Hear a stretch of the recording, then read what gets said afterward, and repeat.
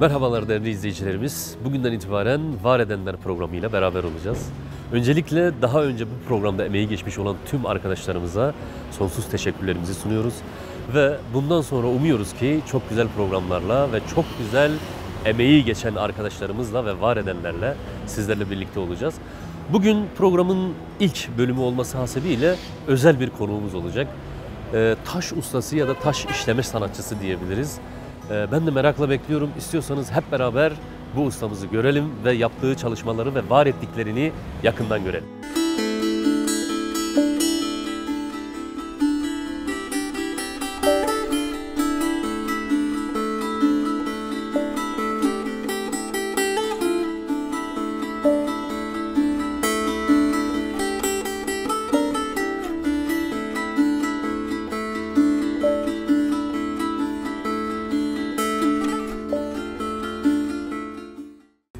Geldik ve sizin bu yapmaya çalıştığınız güzel mesleğin ayrıntılarını görmeye geldik.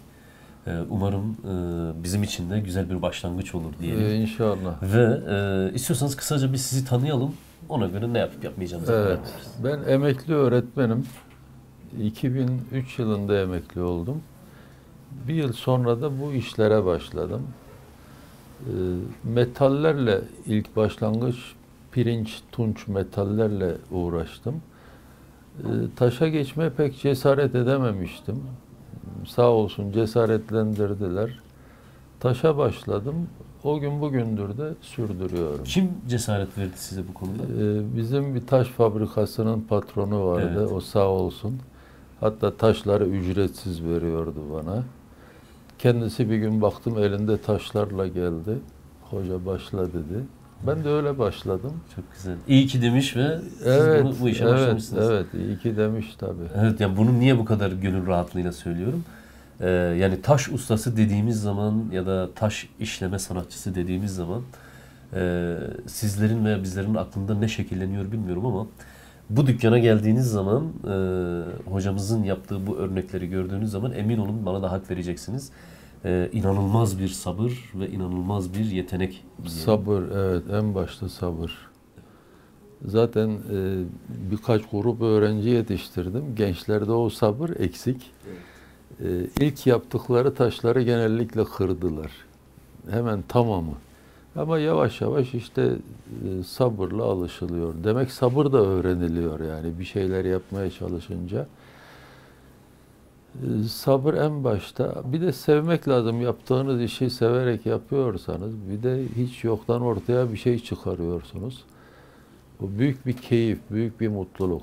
Ticaretini yapmıyorum ama büyük bir keyif alıyorum yaptığım işten. Peki önünüzdeki taş nedir hocam, Nurettin hocam? Bu da işte bu iş çok uzun süren bir iş. Böyle başladım. Bir aydan fazladır önümde bu. Bir hayvan motifi yapmak istiyorum.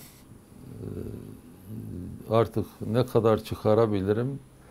Aslana mı benzetirim, koyuna mı benzetirim tam olarak Koça mı bilmiyorum. Evet. Çünkü taş böyle doğal haliyle gelmişti, kırık bir taş. Bu taşın ismi ne? Bu bazalt, dişi bazalt ama. Dişi bazalt. Evet. İki çeşidi var. Bu düz olanlar erkek bazalt. Düz olan taşlar, evet, onu arkadaşlarımız delikli gösterecektir. olanlar da dişi bazalt. Evet. Ben de bu işe başladıktan sonra öğrendim. Ben de onu bilmiyordum. Bizim seyircilerimiz de öğrenmiş oldular. Evet, evet. İşte gördüğünüz bu aletlerle çalışıyorum.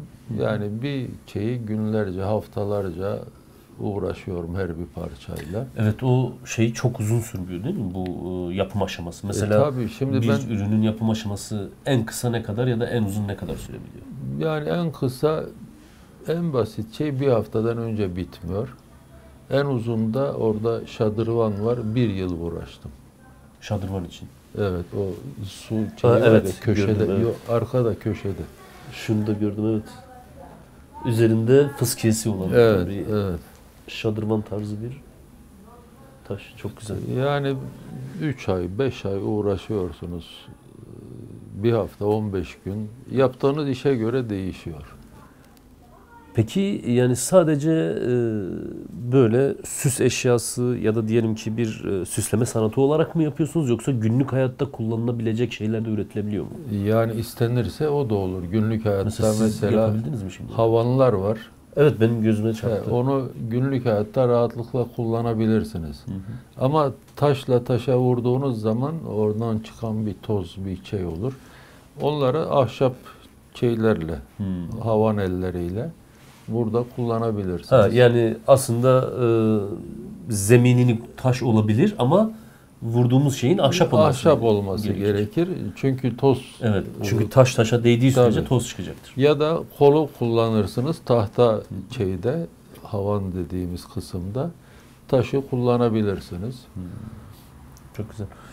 Peki Nurettin Hocam, şimdi bu gittiğimiz yerlerde ya da gideceğimiz yerlerde yapacağımız çekimlerde ben de biraz kendimi o işlere bırakmak istiyorum aslında. Denemek istiyorum Ne kendimi. güzel, tabii.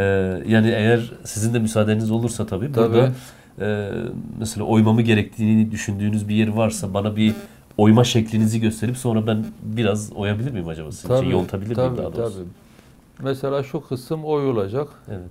Oraya işte alıp şey yapabilirsiniz. Çekiç keskiyle. Bir siz yapın, ben sizden bir bakayım, ona göre en azından bunu da tecrübe edeyim ve Tamam. seyircilerimize aktarmış olayım. Yani ne kadar kolay olduğunu görün. Yani ben tahmin etmiyorum, zor olduğunu düşünüyorum ama. Zordur tabii. Yani iğneyle kuyu kazmak dediğimiz şey bu olsa gerek.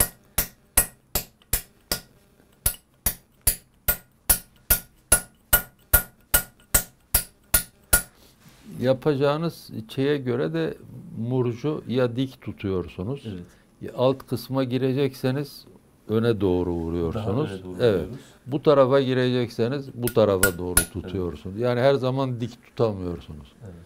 Yani vereceğimiz yöne, şekle Evet. göre Onun yönünü de ona göre ayarlıyoruz. çiviyi ona göre tutuyoruz.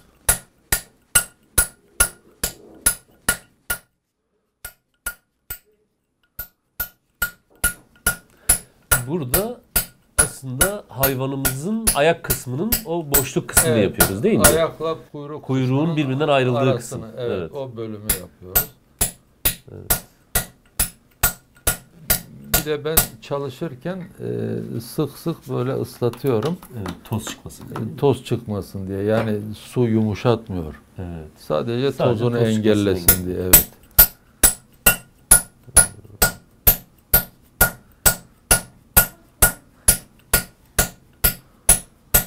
Siz şimdi o oyu gidebildiği yere kadar Tabii Götürecek götüreceğim. misin? Tabii şurada boşluk var. boşluk yani delik olana kadar devam Onları edecek. birleştireceğim. Mesela şurada önden yaptığımız gibi. Evet, evet. O ayaklar araları açılacak kabaca yapıldığında. En son ince işçilik Ondan yapacaksınız. sonra ince işçilik. Kaba hali çıktıktan sonra Tabii, artık tabii. daha ince ve Şimdi daha bu- yavaş. Tabii bu kabası artık daha çıkmadı tam olarak. O kabası çıktıktan sonra ince işlemi. Tamam. Gelin Tamam hocam, ben de bir kendimi deneyeyim. Siz şöyle geçin istiyorsanız. yalnız alayım. sert vurmayın, elinize He. gelirse benim parmağıma bakın. Ben bile dur. vuruyorum artık. Evet, evet. İş kazası oluyor öyle. Tabii. Yani evet, yine de güvenlik durumuna dikkat edeceğiz.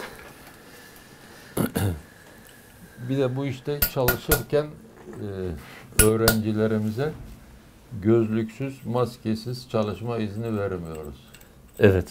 Yani şimdi siz Yani ben çalışıyorsunuz çok ama kısa bir süreliğine yapacağım için o herhalde çok sıkıntı gösteri olmaz değil amaçlı mi? olduğu için yok Evet. ama çalışırken mutlaka gözünüzde gözlük olması lazım.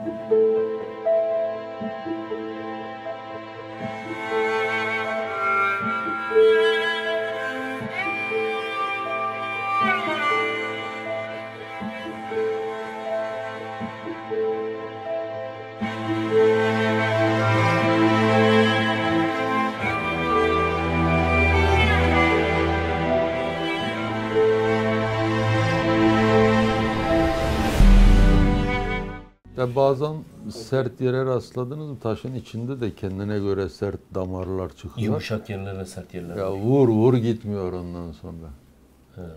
İşte bir şeye kadar Bir kırıyorsunuz. sert damara denk gelmemek lazım. Denk Yani geldin mi, zaten taşın kendisi sert ama bir yere geliyor ki vuruyorsunuz gitmiyor. onun için de çok sabırlı olmak lazım. Tabii, Sabırla tabii. aynı yere Zaten defalarca sabır vurmak olmazsa bu iş olmaz, yapamazsınız yani. Peki bunun böyle tedavi edici bir yönü var mı? Mesela diyelim ki bu taş işçiliğiyle uğraşırken böyle dalıp bir yerlere gitme, kendini Yani böyle elbette ben ruhsal olarak böyle bir arınma gibi bir durum tabii söz konusu terapi oluyor mu? etkisi var bunun. Terapi Yani etkisi var değil mi? tabii ben öyle düşünüyorum. Yani kafanız artık bu kendinizi işe verdiğiniz zaman ondan başka bir şey düşünmüyorsunuz. Bu Atoll Fukart'ın bir Ada diye bir oyunu var. Güney Afrikalı bir yazar. Evet. Orada bir karakter bir taş ustasından bahsediyor ama oradaki taş ustaları cezaevinde bir adada ve cezaları ölene kadar taş yontmak. Oradaki bir taş ustasından bahsederken şey diyor ki yani burada ilk girdiğiniz zaman bu cezaevine bir an önce bu cezaevinden kurtulmayı istersiniz normal insanlar olarak. Evet. Ama o taş ustasından bahsederken diyor ben her sabah onu gözlemliyorum ve elindeki o murçla taşa vuruşunu, çekiçle taşa vuruşunu görüyorum. Ve diyor artık o bu adadan gitmek istemiyor. Çünkü o taşla bütünleşmiş ve taş olmuş artık diyor. Tabii. Ve onun için böyle taşın felsefesi de çok derindir yani. Evet. Bizde şöyle diyorlar bir işi ustaya bırakmak lazım. Estağfurullah. Ben usta değilim ama ben bu işi gençlere öğretmeden ölüp gidersem gözüm arkada kalır demiştim. tam bundan Onu da- bahsedecektim aslında. Onu da yaptım çok şükür. Yetiştirdim. 2-3 dönem kurs yaptık. Öğrenci yetiştirdim. Nerede yaptınız kurslarınızı? Yani halk eğitim bünyesinde mi? Kültür merkezleri bünyesinde son mi? 2 kursu halk eğitim bünyesinde yaptık. Sur Halk Eğitim bünyesinde. Bir önceki kursu da Meksa Vakfı ile yapmıştık. Ama işte yerim dar olduğu için yetişen öğrencileri yanımda çalıştıramıyorum. Ben Evet. istiyorum ki o yetiştirdiğim gençlerle bu işi beraber sürdürelim. Aslında böyle geniş bir atölye istiyorsunuz. Tabii. O öğrenciler de dönem dönem gelsinler. Sizinle beraber bu işin Öğrenci inceliklerini olması görsünler. şart değil. Sizin gibi meraklı olan biri Evet. gelir, bir deneyebilir miyim, bir uğraşabilir miyim der. Ona da yok demeyiz tabii. Peki sizde şöyle bir algı oluşuyor mu hocam? Yani gelecekte acaba bu meslek bitecek mi ya da bu sanat biter mi yoksa bunun her zaman yapıcıları her zaman olacak mı? Yani Diyarbakır'ın taşları bitmediği sürece bu iş bitmeyecek. bitmez. Yani ben öyle inanıyorum. Şimdi daha çok ilgi çekmeye başladı. Benim başladığım dönemde zaten bu işle restorasyon ustaları vardı, taş Evet, ustaları. evet. Ama böyle işlerle uğraşan kimse yoktu. Ya bu işin Farklı- sanatsal boyutuyla uğraşan Evet, yoktu yani. Yok. Yani görmedim ben. Bir de ben hiç makine kullanmadan çalışıyorum. Şimdi makinayla çalışılabilir, daha kolaylaşır ama makina girdiği zaman onu ben yaptım diyemiyorum. O yüzden de makine almıyorum. Tam %100 bir el işçiliği olmuyor Yani o zaman. öyle tabii. O da insanın içine sinmiyor değil mi? Sinmiyor, evet. Yani böyle bazen köylerde biliyorsunuz bu yel değirmenleri ya da su değirmenleri vardır. Bir oradaki buğday vardır. Evet. Bir de şehirdeki fabrikadan çıkan buğday vardır. Tabii. Hiçbir zaman bir olmaz yani. Birinde Olmaz. ayrı bir Mümkün atmosfer değil. söz konusu. Yani birinde tadı ayrı. tuzu aynı olsa bile o keyfi vermez. Keyfi insana. vermez. Evet. Evet, çok güzel. Siz istiyorsanız yerinizi Yo, alın siz hocam. aşağıya kadar bir gidin. Siz de şey diyorsunuz ya zaten hazır bedava çalışan bir adam tabii. bulmuşum. Bari oraya o zor deliği bir delsin. Tabii. Hocam, Yok seve seve istediğiniz yapıyoruz. zaman şey Ya yapabiliriz. ben biraz daha oyalanayım. Yani görün işte uğra ne kadar gidiyorsunuz onu bir görmüş olursunuz. Yani şunu gerçekten söylemek lazım. Yani seyirciler belki ya ekrandan tam olarak anlaşılmayabilir ama Evet. yani bunu sadece buradaki bu deliği aşağı kadar getirebilmek için belki günlerce, haftalarca buraya aynı çekiş darbeleriyle vurmanız gerekecek. Tabii ben burayı Ve, açmak için inanılmaz sabır gerektiren bir durum. düşünün. burayı siz açtığınız zaman neler yaşadınız? Ya tabii şimdi burayı düşünün bir de orayı düşünün. Evet.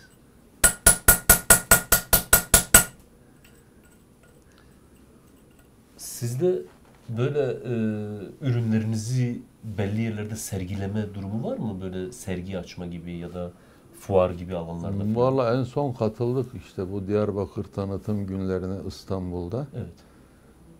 Çok iyi geçti. Yetkililerle de görüşme fırsatımız oldu. Bakalım, umarım bu sefer bir gelişme olur. Yani geniş bir mekan istiyorum. Hem tanıtım, hem eğitim, hem de üretim yapılabilecek bir alan. Bu taşları o fuarda görenler tarihi eser zannetti. Birçoğu Sanki böyle yer altından çıkarılmış. öyle zannediyorlardı. Konuştuktan sonra benim yaptığımı öğrendiler. Ama bu işi sevmeden de yapılmaz. Yani bu işi bir terapi gibi görüp gerçekten bu işte kaybolmak isteyen insanlar uzun zaman bu işi Yani yapabilir. siz şimdi bundan zevk alamazsınız. Ürün ortaya çıktıkça. Tabii bir ürün ortaya çıkardıktan sonra, o keyfi aldıktan sonra devam Bırakmazsınız. ettirebilirsiniz. Yok. Bu size işkence gibi gelebilir şu anda. Yok valla yani ilk etapta anlamsız bir şey yapıyormuşçasına geldiği zaman insanı rahatsız edebilir ama şu anda ben bunun bir hayvan olduğunu ve bir hayvana dönüşeceğini bildiğim için aslında bana çok böyle işkence gibi gelmiyor. Ne güzel. Ha, belki ben uzun süre yapsam o zaman sıkılabilirim. Uzun süre tabii. Ama dediğiniz gibi bunu baştan sona yaratıp o hayvanı Yani ortaya siz bunu çıkardığınız ortaya zaman çıkardığınız zaman o daha zaman, vazgeçemezsiniz. bir tane daha yapayım diyorsunuz. Tabii, daha değişik. sonra yapın. daha çok beğeniliyor diyorsunuz, bir tane daha yapayım. Ben taştan, yani kendi kafama göre şunu da yapabilir miyim, bunu da yapabilir miyim diye devam ettirdim. En son taştan yüzük, bilezik yaptım. Yani bazalt taşımızdan her şey yapılabiliyor. Onu gösterdim. Peki takılabiliyor mu bunlar günlük yaşamda? Tabii ben istesem takabiliyorum yani. Çok güzel değil mi? İlginç gerçekten. Yani taşla bildiğimiz doğal taşla yani normal Tabii. Bir Diyarbakır'da de hani bazalt böyle taşıyla. kaba bir görüntüsü var ya taş. Evet, onu Çok, estetize. tabii çok incelikli şeyler yapabiliyorsunuz yani. Peki diğer taşlara göre bunun mukavemiyeti nasıl, yani işlenebilirliği nasıl? Yani tam olarak bilmiyorum Evet. ama granitten sonra en sert taş deniyor. Ya işlemesi en İşlemesi zor en zor taşlardan taşlardan biri. Evet. Ya ben mesela bunu niye söylüyorum? Şimdi Diyarbakır'da gezdiğiniz zaman birçok tarihi yapının bu taşlardan yapıldığını görüyorsunuz. Evet. Ve gram bir eğilme yok. Tabii. Yani 10 yıllık betonarme binaların artık yavaş yavaş pörsüdüğünü görüyorsunuz ama Evet.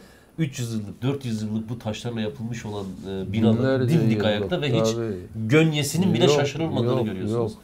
Yani buradan onun ne kadar mukavemetli bir taş olduğunu Tabii ben görebiliriz. hep bunu söylüyorum. Şimdi bu taşla uğraşmadan önce surları, evleri gördüğüm zaman ne güzel yapmışlar işte taşlar. Taşla uğraştıktan sonra onların nasıl yapılmış, o insanlar nasıl emek vermiş, akıl almaz bir şey yani. Gerçekten evet. Yani o dönemde bu teknolojik imkanlar yokken Tabii. bu kadar taş işçiliği ön plandaymış demek ki o zaman taş ustalarının çok özel bir yeri varmış. Çünkü Olmaz, yoksa birkaç yapılmazdı, yerde bu kadar görmüştüm. şey yapılmazdı yani. Diyarbakır taşlarla vücut bulmuş. aynen öyle. Peki Nurettin Hocam, burada ahşap bazı yapılar görüyorum. Onları da siz mi yaptınız? Ahşap var, pirinç var, Pirinç bakır var. Bakır var. Yani Bu zaman sarı zaman olan pirinç değil mi? evet. Ahşap da genellikle odun parçaları, böyle Evet. değişik odun parçalarını buldum. Marangozluk Çok da- işi değil yani. Yok, Siz değişik bir odun parçasını bulup aynı taş gibi yontuyorsunuz. Yani değiştiriyorsunuz. yontmaya da gerek duymuyorum. Böyle hafif bir değişiklikle o kendi doğal şeyini Evet. bırakıyorum. Ya burada gördüğümüz gibi bir kompozisyon oluşturmuşsunuz. Bir iki tane Evet. kuşun taştan kuş yapmışsınız. Evet. O ahşap parçanın içine yerleştirmişsiniz. Odun pazarından geçerken böyle bir şey gördüm. Kütük, içi boş. Adama kestirdim bunları orada. İşte böyle bir şey çıktı. Evet ama yani hakikaten nereden baktığınızla ilgili. Yani bir de farklı bir gözle Aynen. görebiliyorsunuz. O olmasa zaten şimdi bir şey yapıyorsunuz. Birisi kaplumbağaya benzetiyor, birisi kekliğe benzetiyor. İşte o artık bakış açısına göre değişiyor. Bazıları da çöpe benzetip alıp çöpe atıyor. Tabii ben Yani bu nereden baktığınızla ilgili. sokaktan topladığım çok taş olmuştur. Orada gösteririm en son yaptığım bir taş. Atılmış bir taş çöplerin şeyinde. Aldım getirdim bir insan figürü çıkardım. Sanki yerden topraktan çıkmış gibi eski bir şey yani o görüntüde. İşte görebilmek. Siz yoruldunuz, değişelim Ben isterseniz. size teslim edeyim. Siz Tamam. biraz çalışırken bakalım. Sonra da yavaş yavaş programımızı kapatmaya çalışalım. Olur mu? Olur.